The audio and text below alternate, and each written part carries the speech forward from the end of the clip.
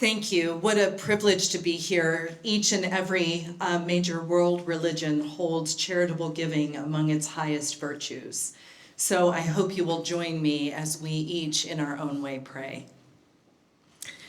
Living and loving Creator of the world, what it is to intersect with one another's lives, to decide as we look to the left and to the right that there is a moment in which we give of ourselves generously, that in the discovery we may join the terrific adventure that it is to give of ourselves so deeply that something more beautiful ushers forth. We give you thanks for decades of work among these intersections, particularly the United Way and the way in which it has held space for such things. We ask that the food would strengthen our body so that our bodies may strengthen our community. These things we pray in your holy and precious name. Amen.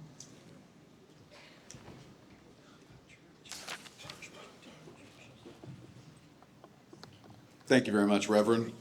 At this time, lunch is about to get served, and we hope you guys enjoy the meal and visit amongst the folks at your table while you eat here in a little bit before our program gets started. We'd like to thank, first of all, the folks who are providing the food today. George's, they got a great crew. I saw Sammy, Kyle, Caitlin, Melissa. They've got a great team taking care of us today. So thank you, George's, for providing this wonderful food.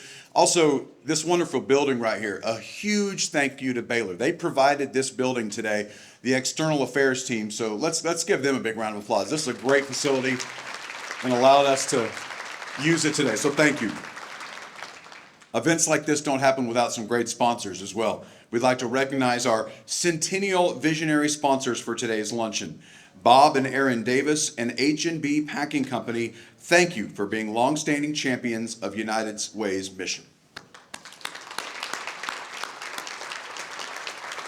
I would ask you too, at your table, you have some note cards there. Take a look at some of the other sponsors that are listed right there. If you have a business in town, if you're a business owner or manager, you know that you get asked quite often to sponsor events, and these folks said yes to the United Way today. So if you know an owner or somebody who runs a business that said yes to the United Way, thank them. So we certainly appreciate that. I'd like to point out something kind of cool. In some of the tables today, some great visual art is located at the center of your table. In honor of this 100th anniversary, our United Way designated agencies have created birthday cakes. These are pretty cool, which showcase the unique work that they do in service to our community. If you are seated at a table with staff of one of those agencies, I encourage you to learn more about what they do. Thank you to all those designated agencies for the rich history of partnership you have shared with United Way over the last 100 years. On behalf of United Way staff and board, we honor your servant leadership. All right, this is a great crowd. We have like over 400 people here today, so we're crammed in here. This is awesome. So I had a small request from the George's crew. If everybody just make sure your chair isn't too far out, that way the wait staff can come on through right there. All right, that's awesome. I appreciate it. So enjoy the lunch, and we'll get started back again in about 15 or 20 minutes. Appreciate your leadership and being here today. People did show up. That's evidenced by our parking situation. I don't know if anybody else went on their way to the top of the parking garage, the new Waco parking. You can't just park right outside the building you're going to.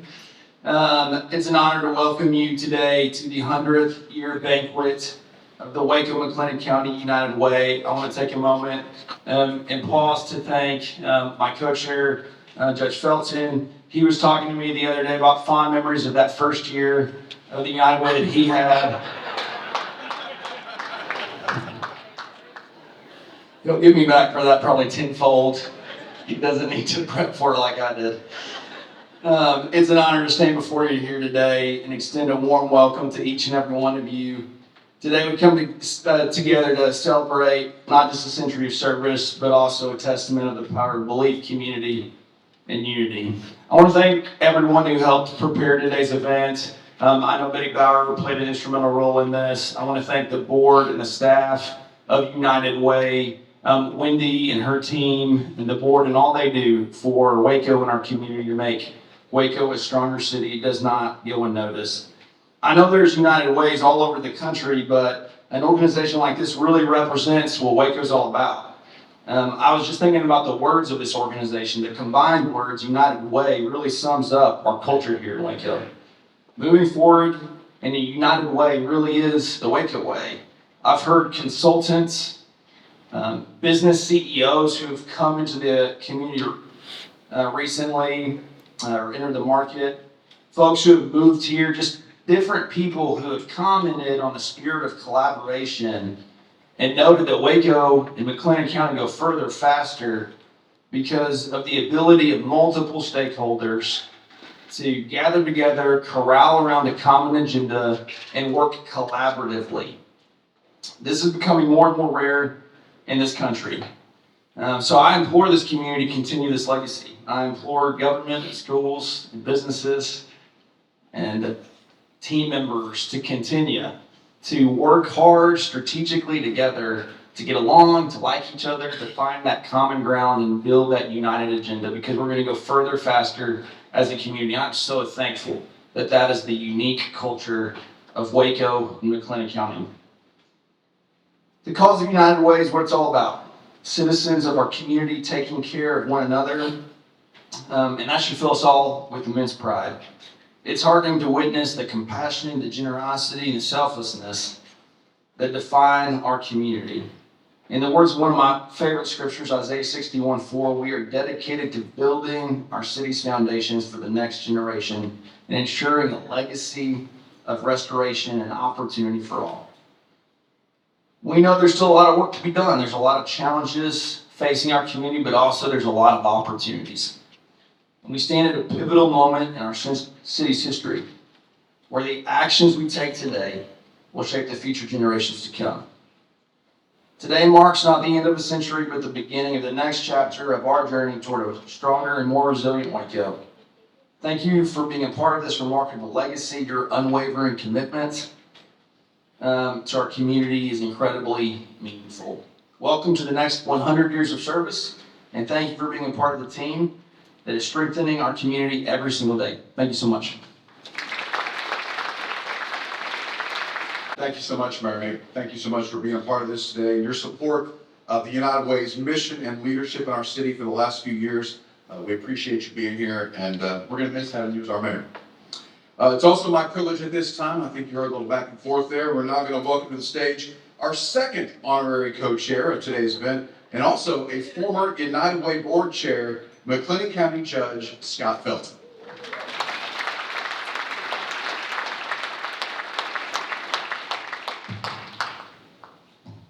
Get this down for normal people like myself. Well, so glad to be here. It's a great year to recognize the 100th year anniversary of something so big in our community.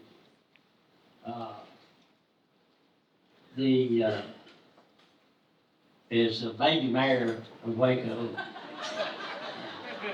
pointed out that the history is deep here in this community, and I'm going to work with him. So, first of all, I'd like to recognize, as been recognized before, the sponsors of this event. If you'll look at that list of those sponsors, you'll see that those are also the companies that have spent many years in the United Way campaigns and programs. And not only as companies, but their employees are dedicated to being able to make McLennan County a better place. They have employees that have needs that sometimes can only be met through these agencies that United Way supports.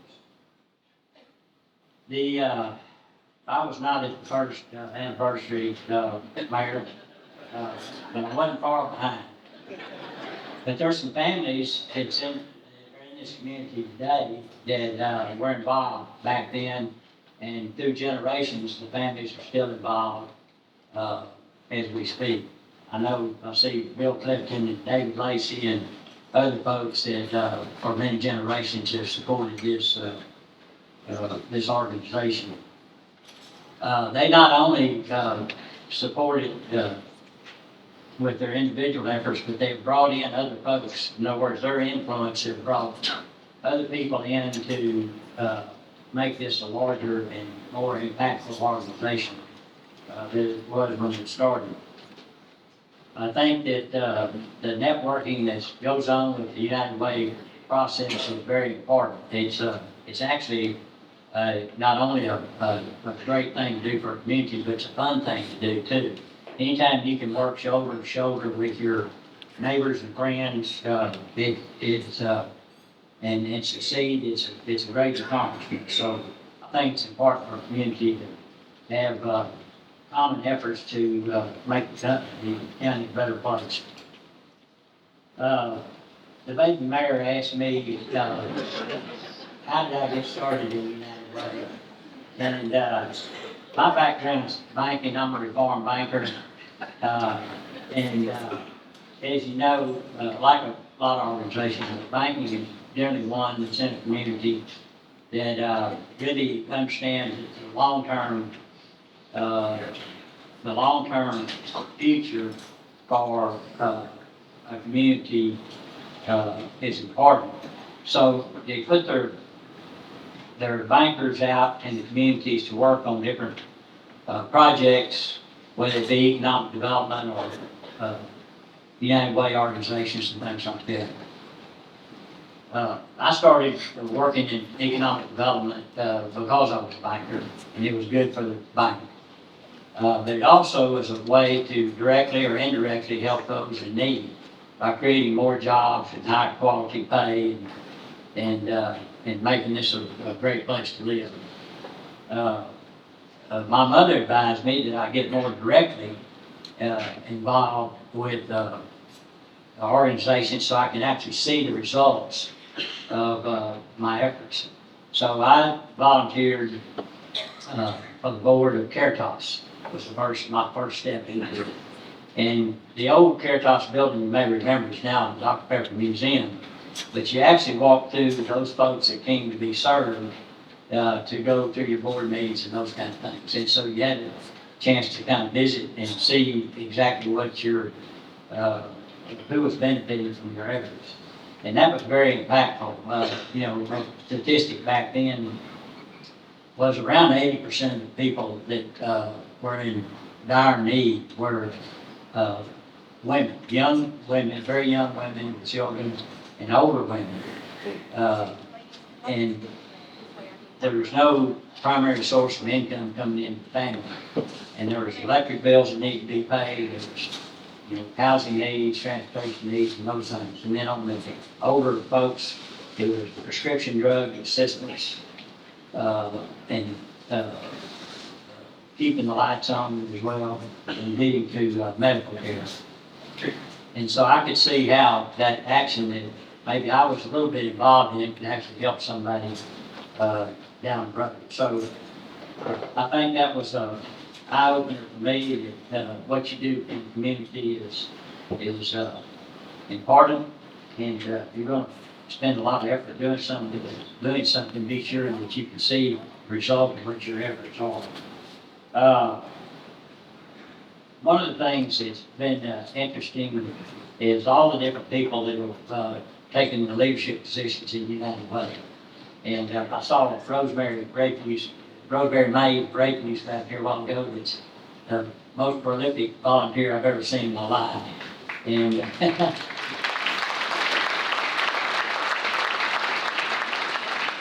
and the excitement that she and others like her bring to volunteerism is something very inspiring. And so at this time, I'd like to get all of those folks that either served on the board of United Way or very active in campaigns, please stand and let's be recognized.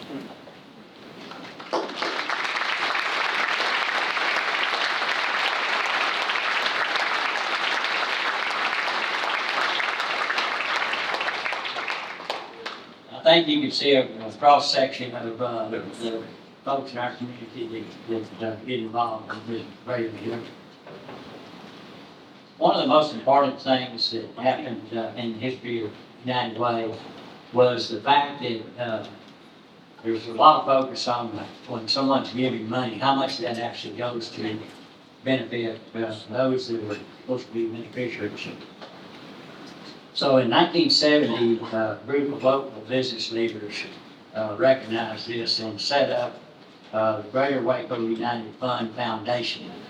And so this is a nonprofit organization, of course, that can take money, like endowments, be beneficiaries of states, and those things, and the revenue earned off of that can cover the operating expense of United Way, therefore allowing United Way's efforts to campaign,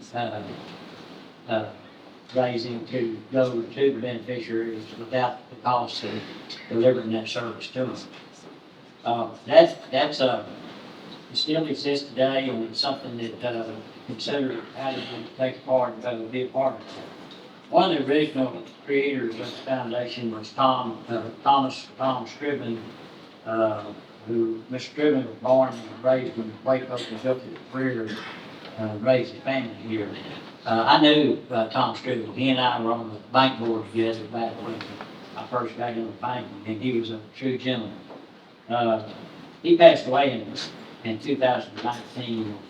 And one of his final acts of service was to leave some resources, financial resources, to organizations that he thought benefited the community.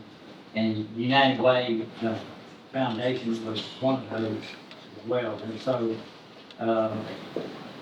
we're honored today to have Dr. Johnny Clay Johnson here. We represent the Scriven family. Johnny Clay, are you here? Oh, okay. Would you stand up? Thank you very much.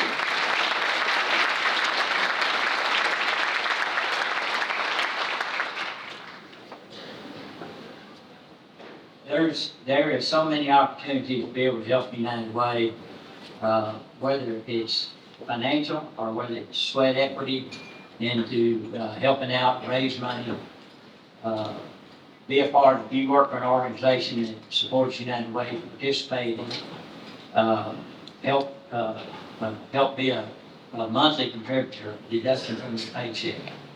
That's what I chose to do many years ago, and I get one of the reasons I chose United Way is because there are so many nonprofits out there that are deserving. But United Way goes through the process of really analyzing these, make sure the leadership's there, the governance is there, go through an extensive audit process so you know that the money's going to get to where you intend it to go. My hope for the future is that we grow this organically by each of you going out and reaching out to other people and getting them involved, or companies you do business with. Suggesting to them that they participate in the United Way campaign, primarily because there's a good chance that they have folks that are working with them that will have needs that can only be met by some of these nonprofits. And I've got a feeling by looking at the numbers in this room and seeing what's happening over the last several decades that that's going to happen. Thank y'all very much, and thanks for the continued support for United Ways. All right, thank you so much, Judge. It's important on a day like today, we pause to recognize how we got to where we are, and thanks to many like you who have paved the way and served this organization faithfully, we do want to honor that legacy today that you helped create in your years of service to United Way, and we are excited about the future. Everyone has a different favorite memory and reason why they get involved with United Way. Let's hear from another one of our former board members.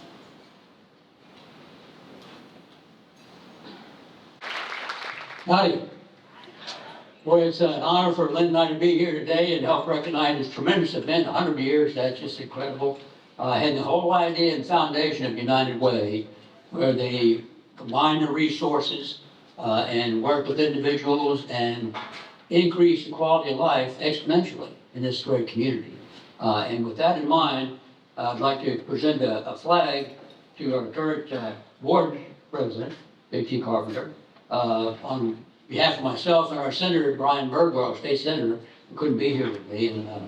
And this reads, the state of Texas, House of Representatives, this certifies that the flag presented here into the United Way of Waco in McLennan County by State Representative Charles Dock and State Senator Brian Bergwell was flown at the capital of the great sovereign state of Texas. We have some folks here from South Africa today at our table, and I wanted to tell them specifically that we underline the word sovereign. this great sovereign state of Texas.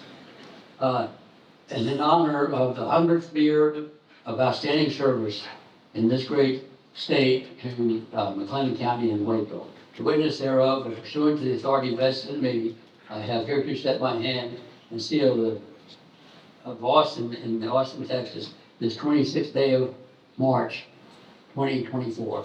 And it is the flag of the great sovereign state of Texas. Thank you all.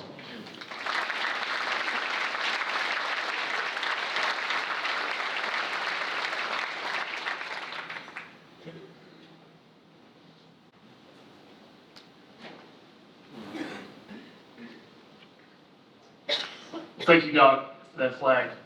We'll proudly fly that in our office. I really appreciate it.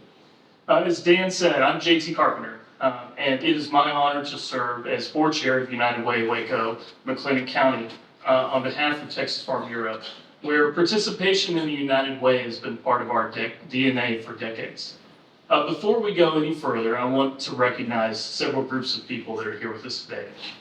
First, Tammy Richards of Extraco Bank is our immediate past chair. She's in her 8th year of service. We figured out this is the maximum that you can legally serve according to our bylaws. She figured out how to make it happen. I would challenge anyone to find a kinder, more thoughtful leader than Tammy. She doesn't know, if you could come up, she doesn't know that we intend to do this in front of 450 of her best friends. But we like to recognize board chairs after their term of service. So if you would, please come up and we will present you with an award in honor of all that you've done for our community.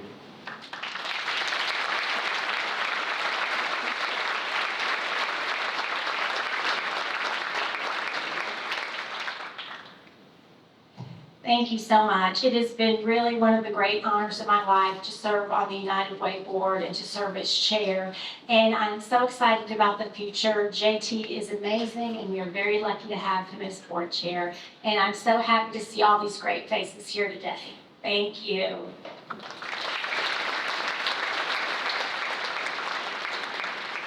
Thanks, Tammy. Second, we have a great board that consists of 19 members. They're dispersed throughout this room. They all contribute their time, their expertise, their finances, their wisdom, their experience to us. So if you are currently serving on our board, would you please stand so that we can all thank you? And I know who you are, so we're happy.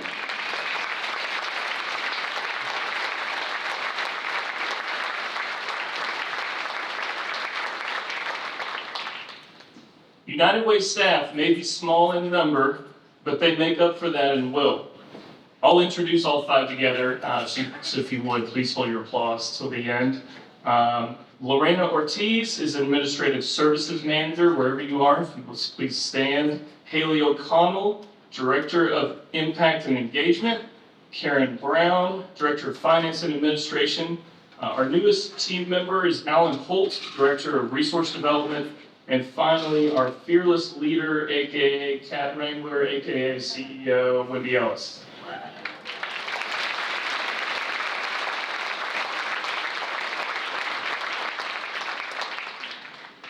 We also want to recognize our loaned executives. For those that don't know, these individuals commit to serve our community on behalf of the companies that they work for, really as a force multiplier for the United Way. They tell the stories of lives impacted and help bring others on board.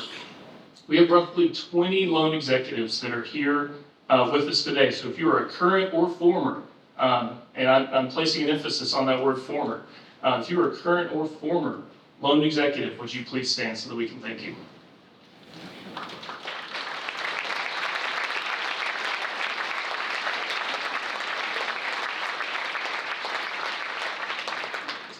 And the final group that I want to recognize is really the reason that we exist.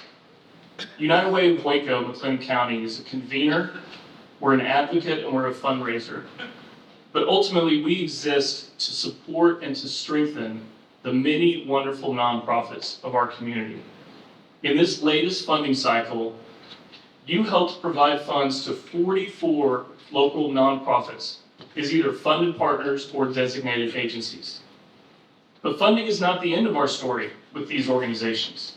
We sit with them, we listen to them, We amplify their voice. We help share best practices, and we advocate on their behalf. So if you are here as staff or board member or representative of one of the organizations that has currently or in the past received funding from the United Way, we would ask that you stand so that we can thank you for all that you do for our community.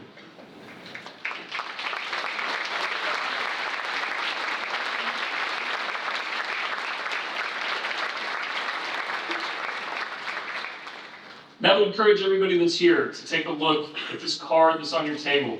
So you can see a list of our current supported agencies. You can also see the pillars that these agencies are broken into, whether it's education or financial stability, health or safety net services. Now you're going to hear numerous stories today of the work supported by your local United Way. Let me provide a quick 1-minute overview of exactly what we do. So our bread and butter as an organization is fundraising through workplace campaigns. We generate found dollars by going to companies in our community with a very simple message. Would you be interested in a completely free way to provide meaning to your employees, to support your workforce, and to strengthen the community that they live in? In October of every year since I've been employed at Texas Farm Bureau, our entire workforce gathers in our auditorium. We hear from our executive director, and we hear from Wendy, and they challenge us to link arms and support our city and our county by payroll deducting a very small portion of each paycheck and send that money to support the nonprofits that are here today. The United Way staff works with our payroll department to make the process as easy as possible. Employees can designate funds to a particular charity, one of these 4 pillars that's here, or just to the United Way General Operating Fund, where funding decisions are made by our community investment councils. So the majority of our funds come from small donations, but it is incredible what $10 or $25 or $50 will do when it's aggregated every other week by thousands and thousands of individuals across our community. Again, these are found dollars that I don't think would otherwise make our way back into our city. We also receive funding through individual and corporate donations, whether that's to our general fund or to the foundation that you heard Judge talk about earlier. The final core piece of United Way puzzle that I'll mention is our work related to child well-being. Along with other partners in this room, United Way helped lead community conversations and research on the state of Waco and McLennan County children. And this culminated in 2021 with a report called Are the Children Well? In response to the findings of that report, partners of the McLennan County Child Wellbeing Movement formed a community advisory board, which worked collaboratively with residents to develop community solutions that would strengthen our county's ability to care for its youngest residents and their families. And this is what we call the Community Action Plan. So there are a lot of people that went into the work of that community advisory board. If you're here today and happen to serve on that community advisory board or part of that report and that plan, would you stand up so we can thank you for what you did?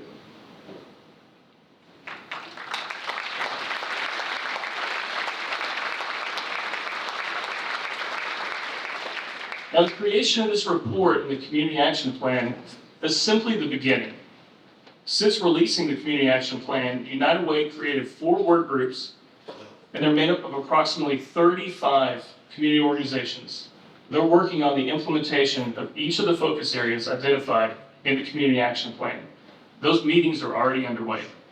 And clearly, I could talk all day about United Way, the nonprofits we support, and the work that we do, but you've probably heard enough from me. So, would you take a look at this video?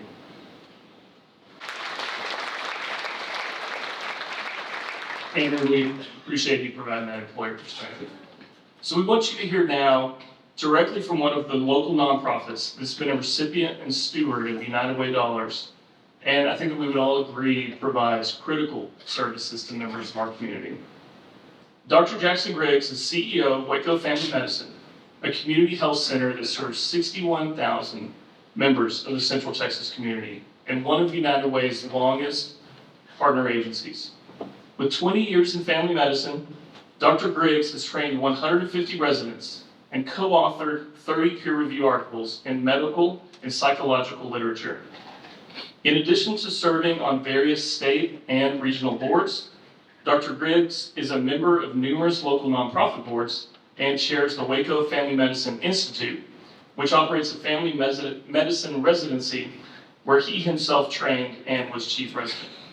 He was most recently honored as Waco's Person of the Year for his community leadership during the COVID-19 pandemic. Dr. Griggs will give you one example of how United Way's dollars, your dollars, impact local nonprofits and are shaping Waco and McLennan County into a place where people want to live and thrive. Please join me in welcoming Dr. Griggs.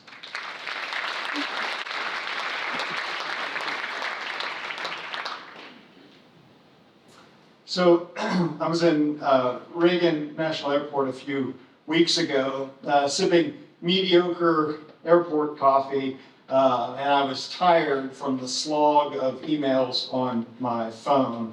So I was happy to distract myself by watching this lovely 2-year-old toddler explore her environment. She was staying close to her mother, but I got particularly curious when a man, roughly 35 in age, just large, 6'2" in stature, inked with ominous tattoos across his face, settled in close to mother and child. Distracted mom gave a moment of this pristine 30 accidental, uninterrupted seconds for natural social experiment. And you know what I saw? Wonder. This little one stood there marveling, and the scowling man's face softened. And then I saw this flicker of delight and affection come over his face. There in the airport terminal was this brief moment of connection, as if both human beings, by instinct or some deep spiritual impulse, recognized that they were both in the world together, that they were family. In George Saunders' 2013 commencement address to the graduating class at Syracuse, he suggested that most of us as we grow old and approach death, don't regret the things that we think that we're going to regret. We don't regret, failure of some great professional achievement or some grand adventure. But what we find ourselves regretting are failures of kindness. Those moments, he says, of his own experiences, are moments when another human being was there, in front of me, suffering, and I responded sensibly, reservedly, mildly. What if we could really encounter our neighbor, the person in front of us who is this wondrous, eternal soul? What if we could see them as they are and respond accordingly? By neighbor, I mean to include those who struggle with just day-to-day basic needs. And those who have strikingly different or unique cultural practices. And I mean those whose political signs in their yards declare an affiliation different than our own. Yeah, even those folks. But what if, instead of other, instead of them, we saw our own kin? We saw our family, our dear brothers and sisters. What if we saw them as us? It's probably a little cliche, but I'm a fan of C.S. Lewis. In his work of theological fantasy, The Great Divorce, he opens up with this setting of hell. And in his hell, people can magically manifest material desires instantly. But strangely enough, despite having everything that they want, people aren't happy. The trouble is that they're so quarrelsome, Lewis describes. Before a person has been there 24 hours, he quarrels with his neighbor. And finally, he'll move right out to the edge of town and build a new house. But even that seems too close. Eventually, they move so far off that they are astronomical distances apart, millions of miles from us and from one another. In Lewis's hell, those with all the goodies move further and further apart from each other until they are living in total dejected isolation. Question. We live in the third most wealthy nation by median income, but over half of US adults report feeling lonely.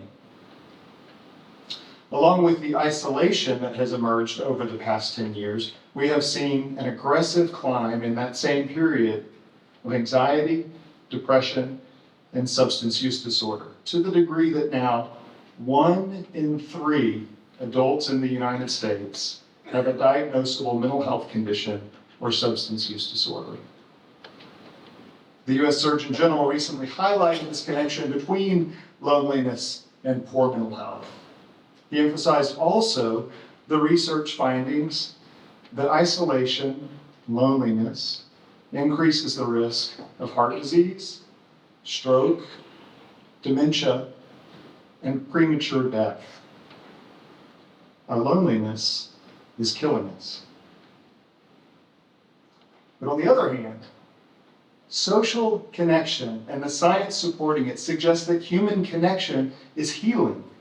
It improves immune function, lowers rates of anxiety and depression, improves self-esteem and empathy, mitigates individual pain and stress, and protects societies against violence and antisocial behaviors. While loneliness kills, connection heals. The longest running continuous study on human beings is the Harvard Study of Adult Development, which began in 1938. The longitudinal study was designed to show what factors lead to healthy and happy lives. You might expect things like physical activity, or eating well, or education level, or degree of wealth to be most predictive of happiness. But you know what factor makes the biggest difference in human flourishing? Friendships, human connection. So here's my point. Othering and avarice, and by avarice I mean that age-old vice of greedy accumulation without heeding the needs of others. Othering and avarice lead to isolation, unhappiness, and decay. But neighboring, kindness, and belonging lead to human flourishing. And whether you relate to these facts from a deeply religious standpoint, or from a moral standpoint, or you're just interested in the social science that predicts how societies thrive, I'm trying to say this, that fostering kinship may just save our collective lives. I love the greater Waco community. I've been here 21 years. I'll probably be buried here. And one of the reasons is this. I see in Waco a community of people who are earnestly dedicated to building kinship, to forging unity, to working for community. I mean, the reason that Aaron and I stay here is because of you. I mean, y'all, you're the reasons that we stay in Waco. And the way forward for our community is united. Not homogeneous, as if we're all sort of prey to some sick group thing where we all weirdly come to the same conclusions. That's not what I'm talking about. But I'm talking about shared humanity, being arm in arm. We can be united in caring for each other and caring for this village of ours. It's important at this very important 100-year anniversary of our United Way that we celebrate how this organization epitomizes our best instincts: to connect, to give, to unite under a banner of belonging and neighboring and care. For Waco Family Medicine, we know up close how United Way does this. For years, United Way has helped patients living with dental pain get needed extraction and dentures. And United Way has also funded mental health care for numerous uninsured individuals who are experiencing poverty. And instead of me, I wish one of them were up here describing the impact of United Way, because it's life-changing. Among a host of organizations like ours throughout our community, United Way has been the instrument of our collective efforts to give generously and care deeply for our neighbors. Children and the very old both seem to get it. What matters most is human connection. So let's take note, because we are in an era where the forces of division have us by the four corners and intend to shear the fabric of our community. Let's stand in solidarity against those forces, determined to be in relationship with our neighbors here in the room and our neighbors who've never dreamed of being in a room like this. Let's remember that before differences in political belief or any number of identities in which we accede, we are flesh of each other's flesh and bone of each other's bone. Let us choose with courage to see every them as us, to be menders and builders of connection in order to save our own lives and to save the lives of each other. Thank you, United Way, for your leadership in this way.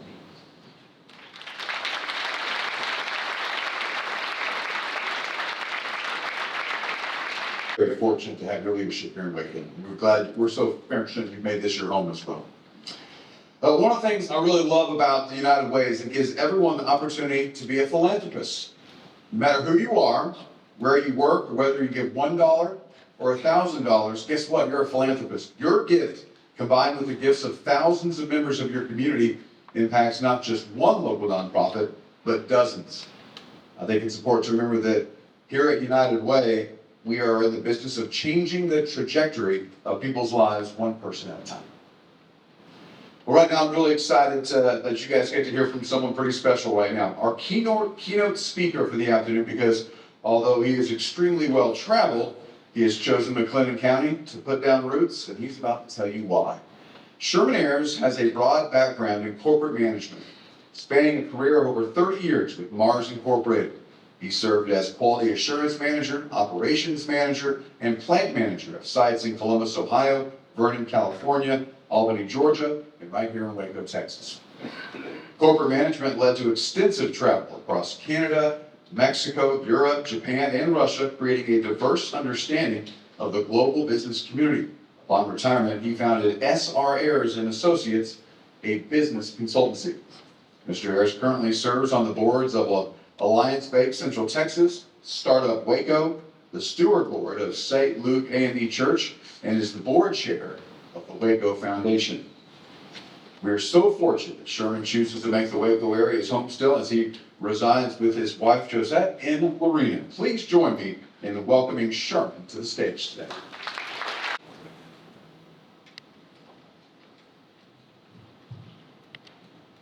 Another right-sized guy over here.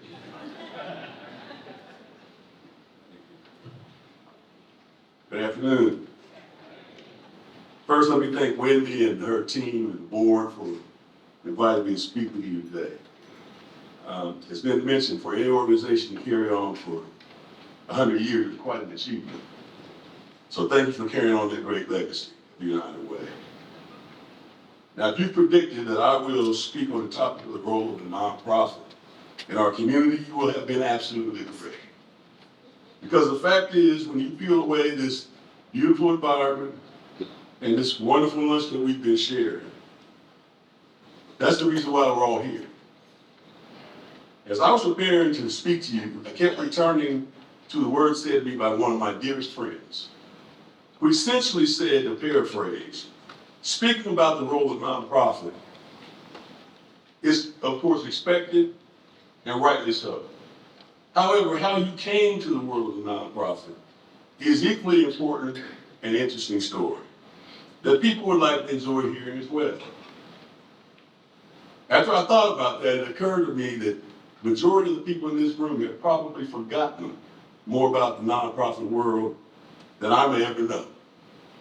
So with that as a backdrop, before I share the words that address the predictable parts of what I'll speak to regarding the nonprofit world, I'm going to step out on faith and first share with you just how it came to be that I'm standing before you here at all. As the side, I can assure you that me walking up here with this big notebook does not mean that I will be speaking for long. It simply means that I know when I have a lot to say, it is best that I stick to a script. And I promise, regardless of how it appears, I'm going to get back to the part about the nonprofit. But first, let's take a little journey. It was October of 1972, and I was working in Zanesville, Ohio, at Moore's Building Supply, the early version of Home Depot or Lowe's. Minimum wage was $1.99, but I was in the management trainee program, so I was making a whopping $2.10 an hour. My brother was visiting one weekend from Columbus, Ohio. He worked for Ohio Bureau of Employment Services, and he shared that a dog food plant, we didn't call it pet food back then, we didn't get that sophisticated. And Columbus, Ohio was hiring, and they were starting out hourly workers at over $4 an hour. I was very impressed.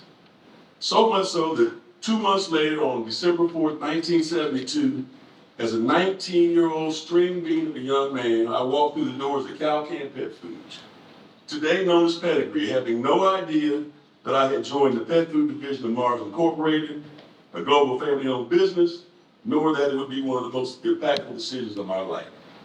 I began as an hourly social worker, rotating shifts as a shipping and receiving clerk. After roughly 2 years, I moved into R&D as a quality control inspector and began advancing to increasingly greater levels of responsibility. My first managerial job was meat inspector.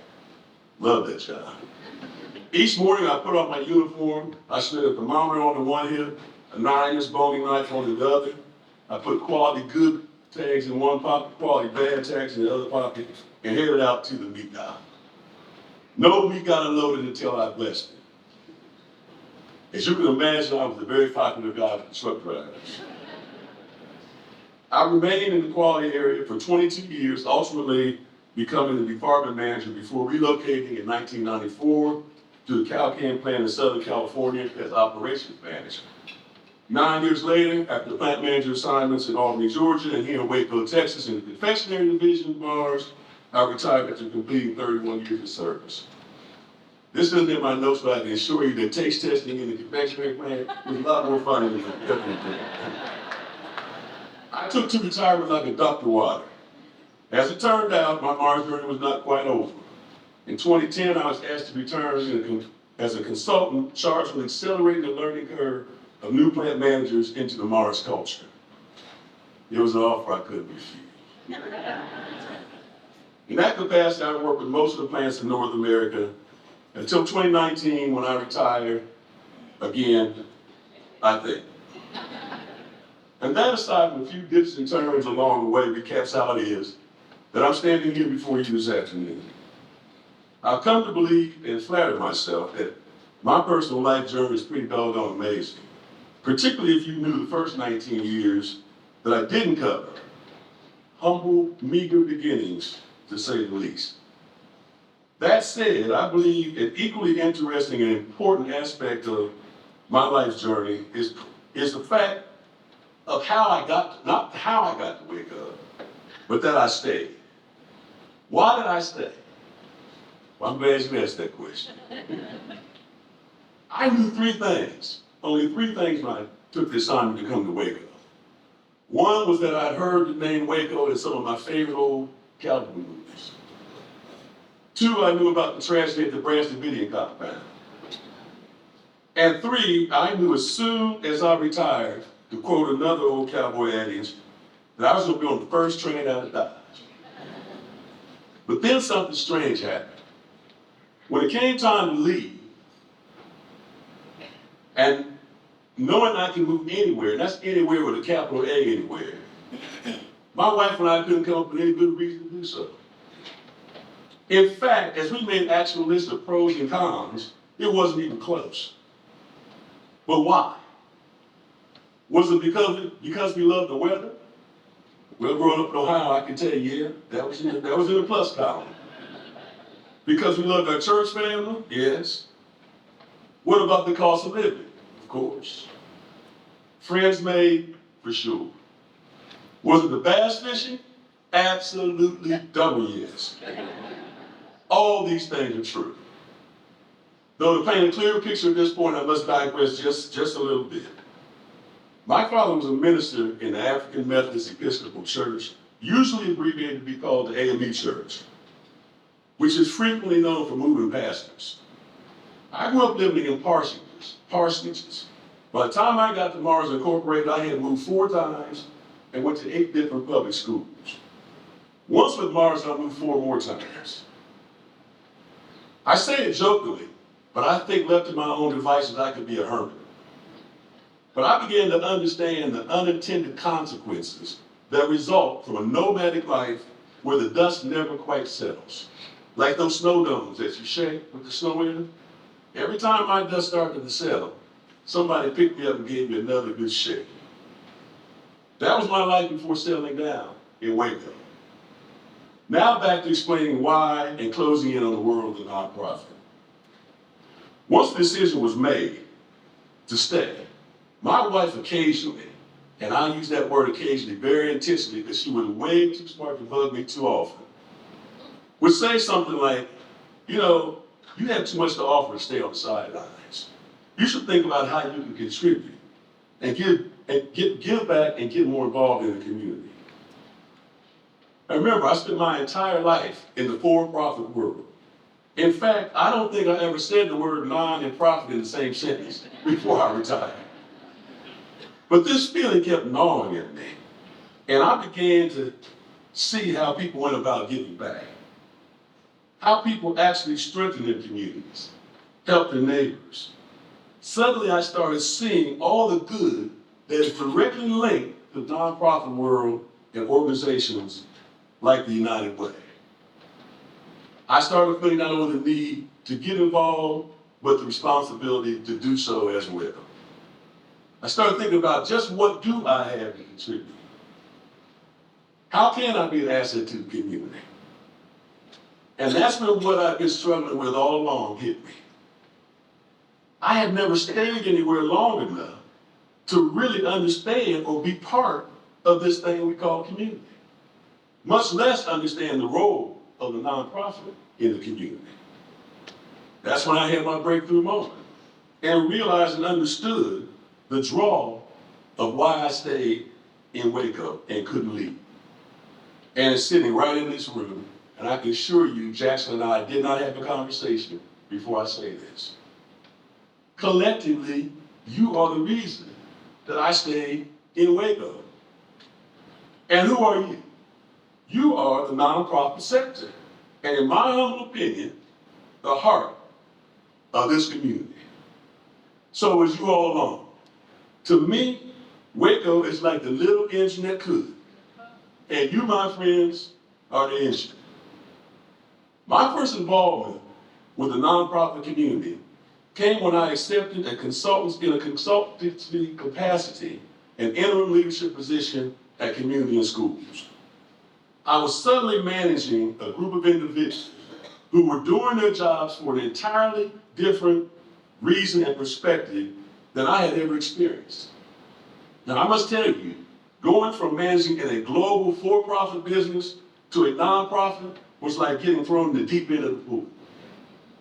Those employees weren't there led by monetary or personal prestige.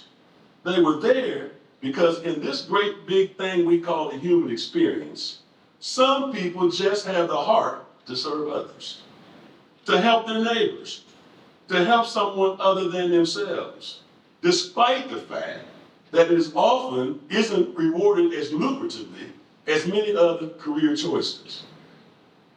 That's merely one example of the spirit of nonprofit work. The same could be said for the United Way, and I'm sure suspect most every other organization represented in this room. Because it's the simple fact that we don't do these things for profit that makes it all the more special. One of my favorite quotes by the late legendary football coach Vince Lombardi, and I think with a little imagination, it applies to this room and occasion. He said, "We will chase perfection and we will chase it relentlessly, knowing all the while we could never attain it. But along the way, we shall catch excellence." Everyone in this room knows that regardless of how much we give of ourselves, we can never make our community perfect. But with the spirit to continue to strive toward perfection, the best way we know how, and in this case, by supporting the United Way or any of the many other extraordinary nonprofits represented here today, we can achieve the excellence that we seek in our community.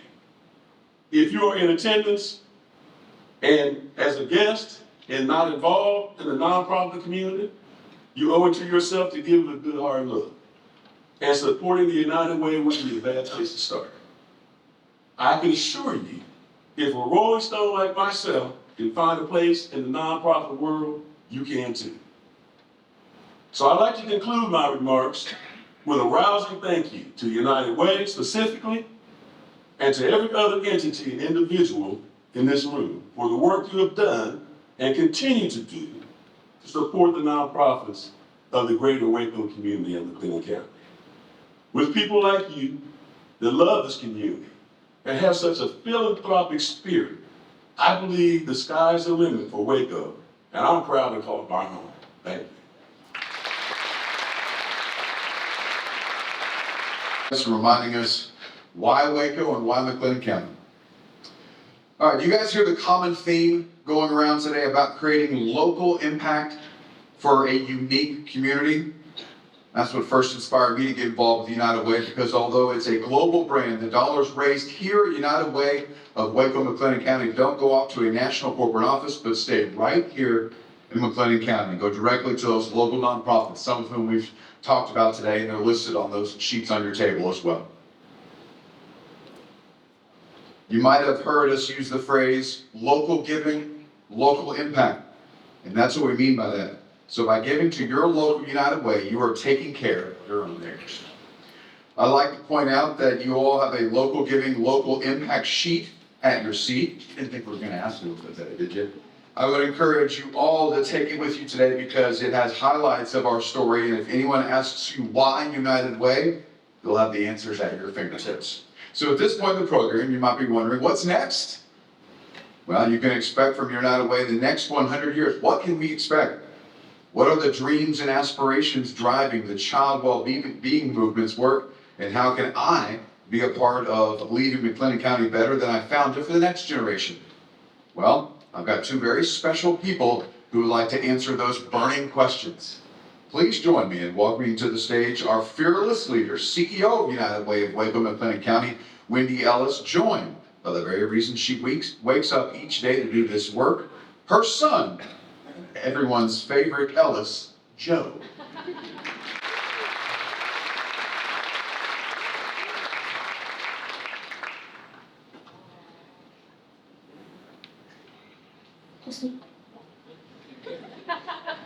Hey Mom, did you hear what he said? What, you mean that part about me being a fearless leader? No, I didn't hear that. The other part. What other part? The part where he said, I'm everyone's favorite. Yeah. Well, don't let that go to your head because it's kind of hard to be everyone's favorite when they don't even know you yet. So maybe we should just start by introducing yourself. Hey guys, it's me, Joe, and I'm in 5th grade. As you probably guessed, she's my mom. But my real claim to fame is that I'm a young entrepreneur and business owner. Joe's Real Fresh Food. Follow me on Facebook. Hey, wait a minute. I thought we agreed no commercials today. That wasn't a commercial. It was a plug. Very different. No, I don't think there's any difference in a plug and a commercial. Anyways, aren't we here to talk about what you do, Yeah. not what I do? I think we should just get things moving along. Follow me on Facebook. So Mom, we talked a lot about how United Way helped bring us here today. But you know I'm all about dreaming big. So what's next? Well, so that's one of my favorite parts about my job is because United Way is designed to be able to be whatever the community needs us to be. So we took some time, we listened, and we talked to local residents, and we asked, what do you need to improve the quality of life in your experience here in McLennan County? They came up with some really important things, but one of the most important things they talked about was our need for more early learning centers and child care centers. What we found out was that for every child that gets into a learning center, there's a child left on the wait list. And for every child on the wait list, that means there may be a parent who has to leave the workforce or not re-enter after the birth of a child because they stay home with them without childcare. And then that means that a family has half the income that they used to have to support themselves and provide everything that they need. But that also means that it hurts our businesses because there's not as many people available in the workforce, and it makes it harder for our businesses to grow. So does that mean when I need to hire people for my business, I may not be able to find anybody? It's possible, yes. Well, that's unacceptable. So how do we fix this crisis? Well, from talking to local residents, we learned that while we need early learning and childcare centers, we also need them to provide some special services. They need to have extended hours, nights and weekends. They need to be able to offer drop-in care. And we need a lot more seats for infants, children with special needs, and those in foster care. So the group working on the McLennan County Child Wellbeing Action Plan came up with some recommendations that could be used to help guide decision-making as new centers are built or as other centers are expanded. So let's hear from some of our friends about how they're putting those recommendations to work. So it sounds like that plan is already being put into action. Parts of the plan are already being put into action for sure, but there's over 111 strategies that need to be accomplished in that plan, and there's a greater need for childcare than those 3 organizations can provide on their own. So the work of this plan is going to keep us busy for quite a while. So other than the encouraging of more child care creation centers, how does this plan help kids? Well, you know how we always call our family a team? Yes, how could I forget it? Yeah. Well, the plan recognizes that families are teams too. And so there's a lot of strategies in the plan to help all members of the family because we know that children can't thrive if the adults taking care of them aren't healthy and happy too. So a lot of the work in the plan talks about affordable housing and access to health care and greater employment opportunities, all the things that adults kind of tend to worry about quite a bit. Sounds like a lot of work for one group to have to do. Well, it's a good thing there's more than one group working on it. This is a community plan. You know, when you have something to do, it's always more fun to do when you have friends helping out, right? Absolutely. So that's what United Way does. We bring people together. You mean you unite them? See what I did there?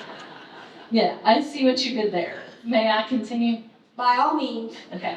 So, as I was saying, one of the things that United Way does is that we raise money to help fund programs in our community that are having a really positive impact.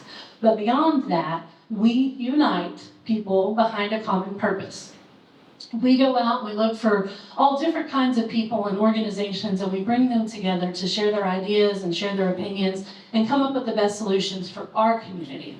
And what we found while we were working on the action plan was that a lot of the things that people asked for that they needed or that they wanted were already available in our community, and they just didn't know about it. So we have 35 plus community organizations working to improve communication and make sure that the information gets to the people who need it most. In addition to doing that, they're also looking at some of the new solutions that were recommended, and they're starting to put those into action too. The child wellbeing movement has the power to change how we work together and solve problems for generations to come in our community. So what you're saying is, if you do your job right, then I should have plenty of people who want to work with me, and I can hire them? Well, no pressure or anything, but yes, that's the idea.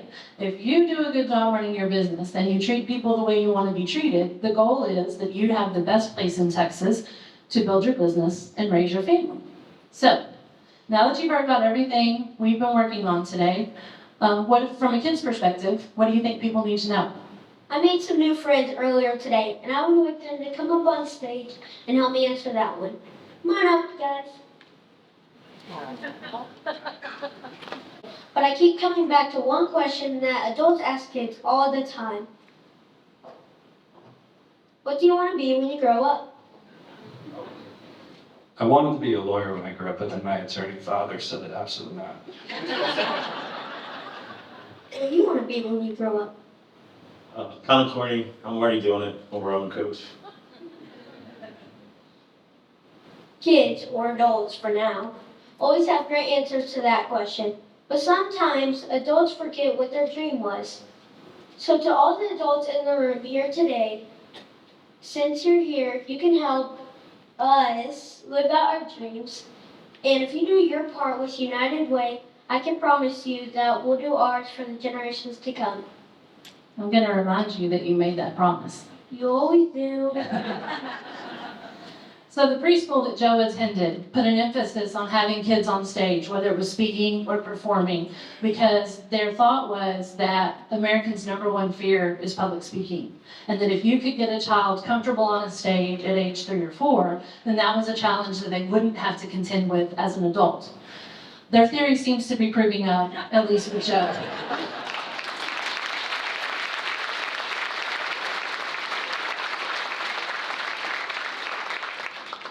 So I say that to say the early years matter, and they matter more than we know sometimes. And what we do today for the youth of McLennan County will have an impact for the future for all of us. And we're really proud of the work being done through the child well-being movement, but honestly, it's not just a child well-being plan. It's a family and community well-being plan. And we have lots of other success stories. We just didn't have the time to share all of them with you today. So, as we wrap up the program here in a little bit, when you're leaving today, Haley, who you met earlier, will be in the back of the room. She has copies of the Are the Children Well report and the action plan. She'll be happy to answer any questions or tell you about any of the other work being done. She'll also be more than happy to sign you up for a work group if you'd like to join those 35 organizations that are helping move this thing forward. And while we do have 35 different community organizations working with us, we really need the business community to engage. If you're a business that you have employees that are struggling with childcare and you'd like to join the team that are finding solutions for them, please reach out to us, because it's going to take a community effort, for-profit, non-profit, government, everyone, for us to find a solution to a problem that other communities haven't found a solution to yet. So, I think maybe now it's time for us to turn it over to your friends and let them tell us about a unique example of what can happen when we do things the United Way.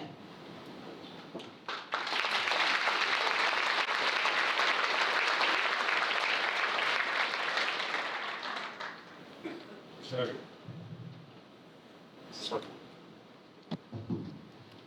I'll go with this one.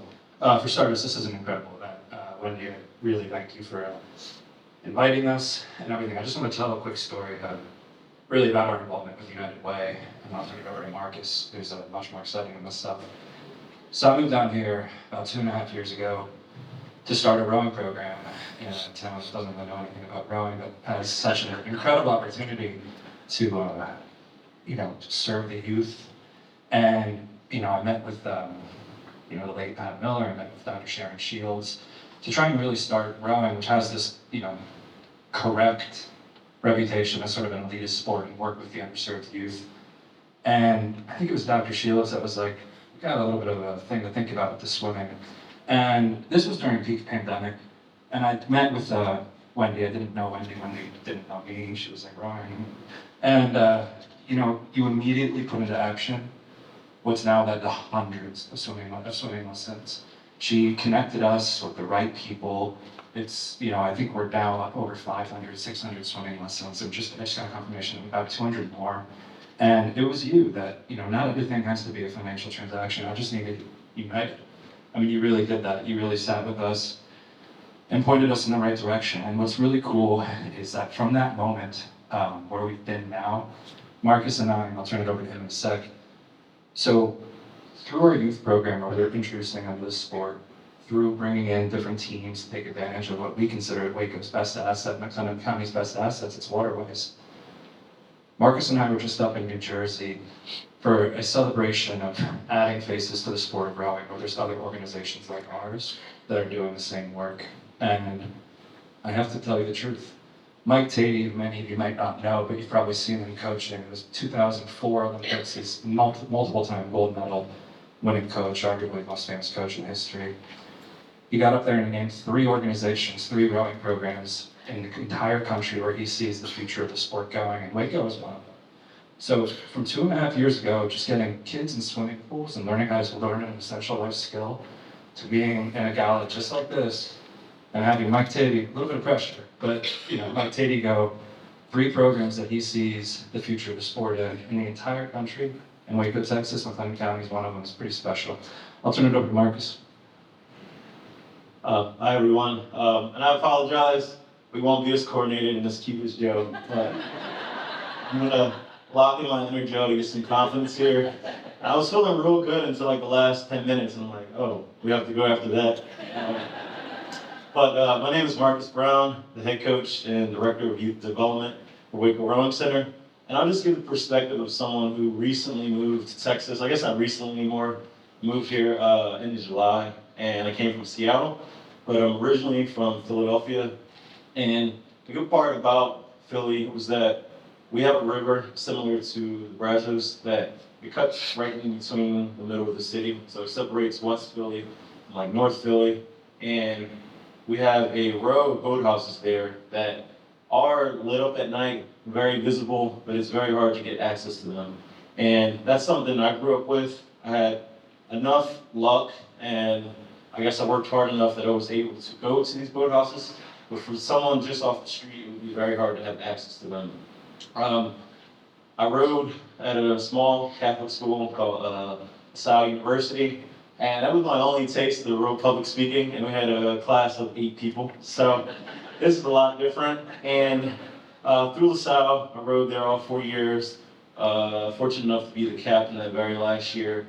I learned a lot there, and it was just pretty incredible because we had this small river. The Brazos was a little bit bigger. We had tons of teams, right? I think Texas as a whole has about 20 programs in the state.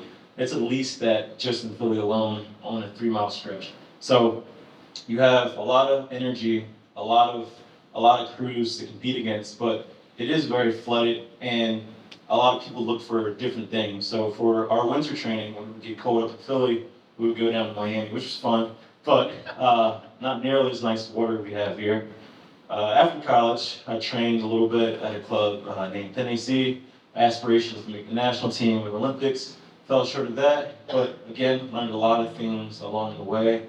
And after I decided I didn't want to train anymore, I still stayed involved with sport, I had the opportunity to coach at University of Washington in Seattle. And there's a book out called Boys in the Boat, and a recent movie that came out that highlights the University of Washington back in 1936, where they went to Berlin and beat Hitler's 8. So pretty incredible story.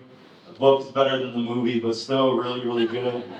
And from rowing, I've had just so many opportunities for travel and work opportunities, and it being my livelihood now is such an honor. And the big move from Philly to Seattle was pretty scary, but crazy enough that leaving from University of Washington, which is a very well-funded, they're still very fast, might win the national championship this year, it was very easy to come to Waco. And I'm a bit of a gambler, so I bought a house unseen before, only coming here twice. Didn't see the house.